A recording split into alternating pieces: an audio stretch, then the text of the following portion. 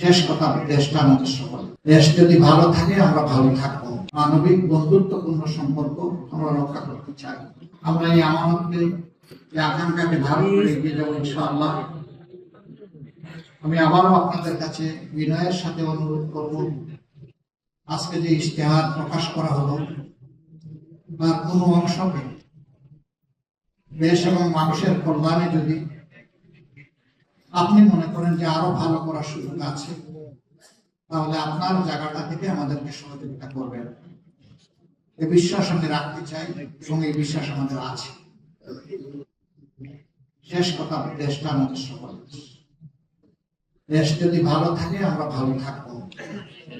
দেশ যদি ভালো না থাকে আমরা কোনো অবস্থায় ভালো থাকতে পারবো না। আমরা বিশ্বের সকল সভ্য দেশের সাথে মানবিক বন্ধুত্বপূর্ণ সম্পর্ক আমরা রক্ষা করতে চাই। আজকে একজন ডিপ্লোমেট প্রশ্ন করেছিলেন এখানেই আমাকে, এই দেশটার সাথে আপনাদের সম্পর্কটা কেমন হবে? আমি সাদের দিকে আঙ্গুল নির্দেশ করে বলেছিলাম যে কালারফুল হবে ইনশাআল্লাহ।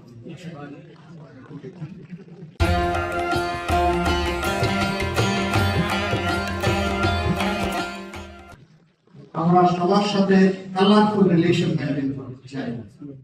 আমরা সবাইকে সম্মান দিতে চাই।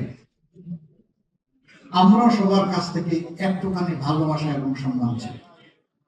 এটি আমাদের চাওয়া। আমাদের চাওয়া খুব বড় কিছু নয়।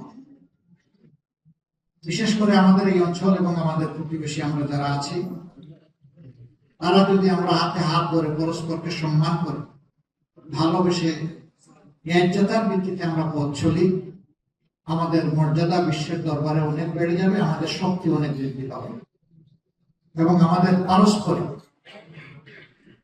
হানাহানি অথবা দূরত্ব দূর হয়ে যাবে। আমরা গোটা বিশ্বের সাথে এবং এই অঞ্চলের সাথে এমনই একটি চমৎকার সম্পর্ক প্রত্যাশা করি। এটি আমাদের স্বপ্ন নয়, এটি আমাদের পরিকল্পনা। সেই পরিকল্পনা বাস্তবায়নে আল্লাহ তাআলা আমাদেরকে সাহায্য করুন। আপনাদের সবাইকে আরো অনুরোধ জানাচ্ছি যে আমরা একসাথে থাকবো এবং একসাথে গর্ব কামনা করছি। সবাই ভালো থাকবেন।